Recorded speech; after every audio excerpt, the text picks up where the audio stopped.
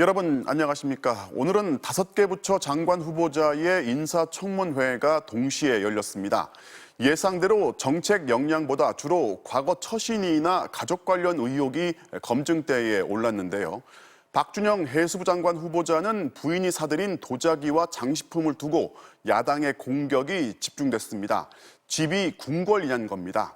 임혜숙 과기부 장관 후보자는 해외 출장을 가족과 함께 갔던 게 문제가 됐고 후보자는 사과했습니다.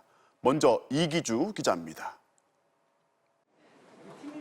임혜숙 과기부 장관 후보자는 국가지원금으로 해외 출장을 가면서 가족들과 동반한 사실이 도마 위에 올랐습니다.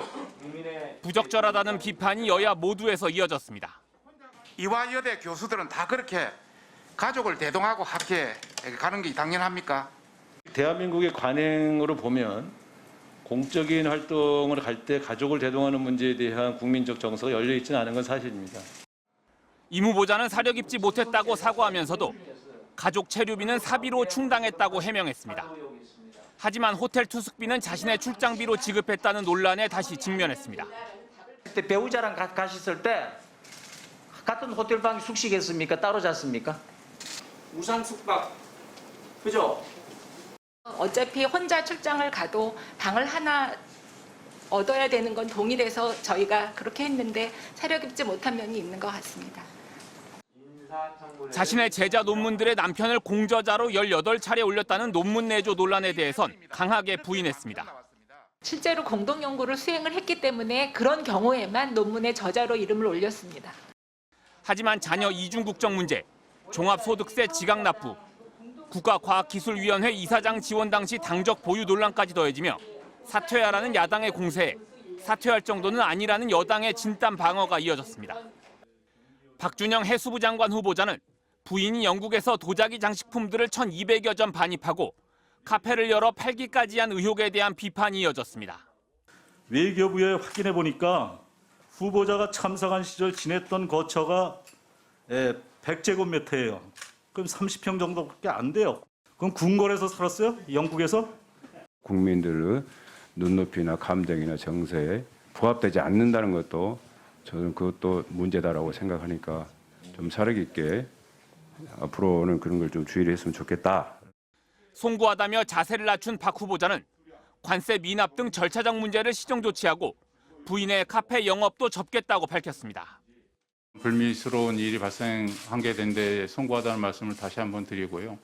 향후에도 카페 운영을 안 할 계획으로 있습니다. 그래서 인수자를 찾고 있는 중이고요.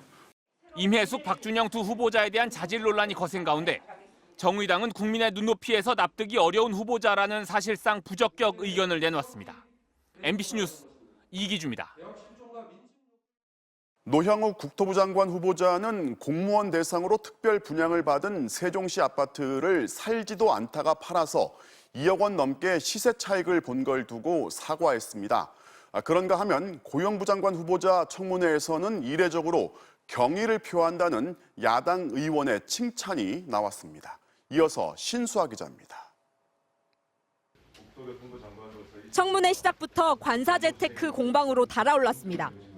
노형욱 후보자는 2011년 세종시 아파트를 공무원 특별공급으로 2억 7천만 원에 분양받았다가 2017년 5억 원에 팔았습니다.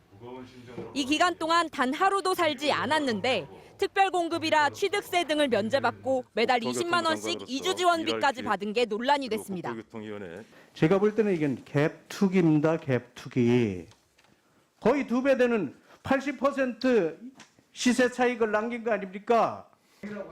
노 후보자는 2011년 당시 세종시 이전 촉진을 위해 정부 차원에서 이루어진 분양이었다면서도 이유를 막론하고 사과한다고 밝혔습니다.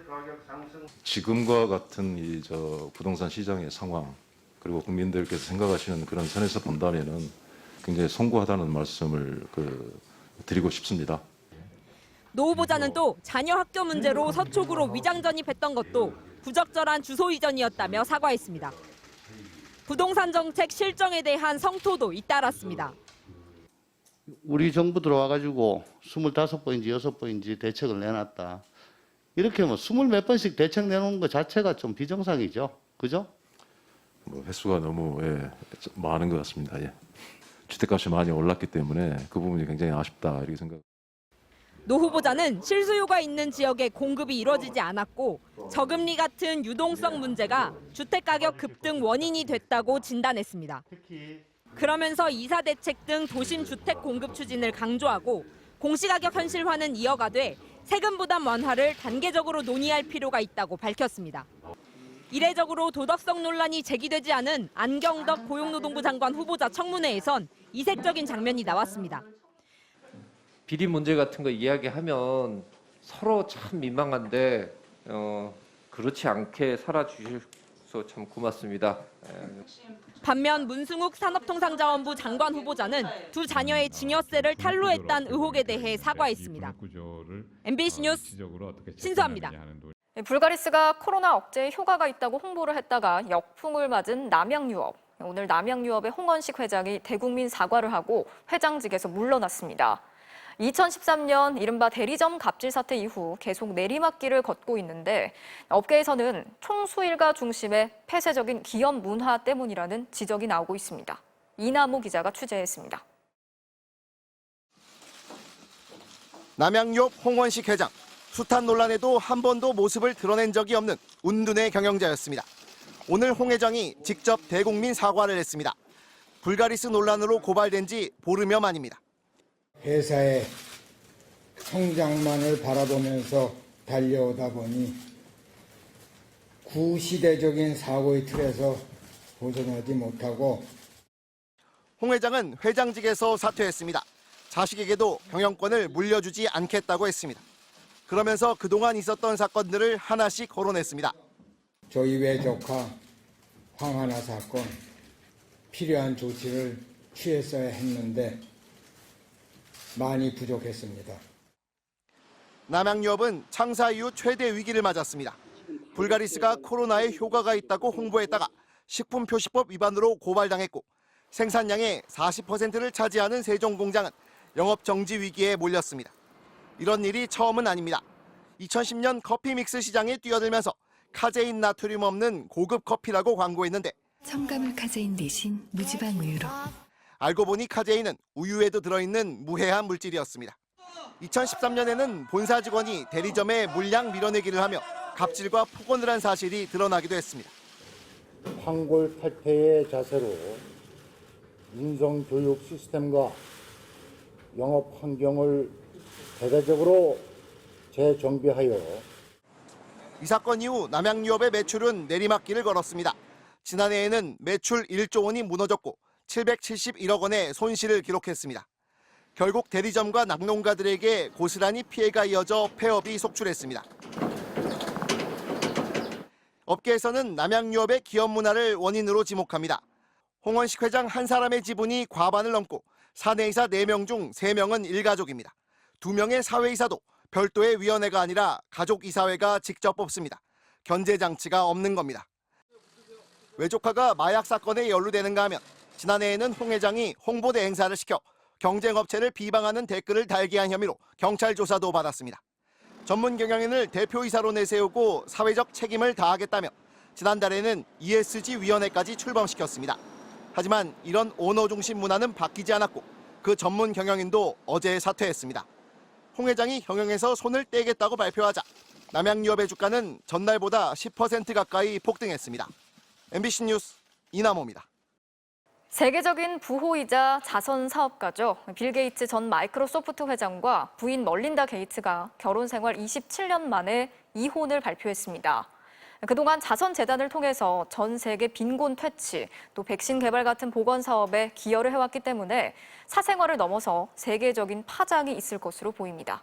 보도에 임소정 기자입니다.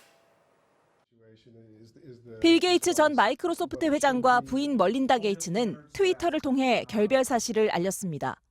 이들은 많은 생각과 노력 끝에 내린 결정이며 이유는 인생의 다음 단계에서 부부로 함께 성장할 수 있다고 생각지 않는다고만 적었습니다.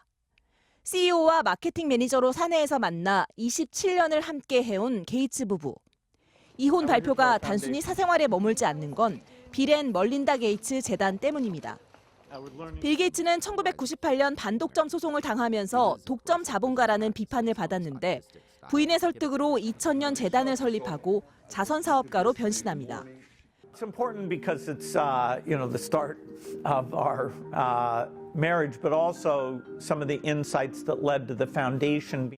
이후 지난해 코로나 퇴치에만 2조 원 가까이 기부하는 등 57조 규모의 전 세계에서 가장 큰 민간 자선 단체를 운영해 왔습니다. Why are you really giving your money away? Try to have an impact. It's fun work. That we can make the world a better place. 기아와 질병 퇴치, 백신 개발은 물론 억만장자들의 유산 기부 운동도 주도했던 이들은 결별에도 불구하고 재단 일은 앞으로도 함께 할 것이라고 밝혔습니다.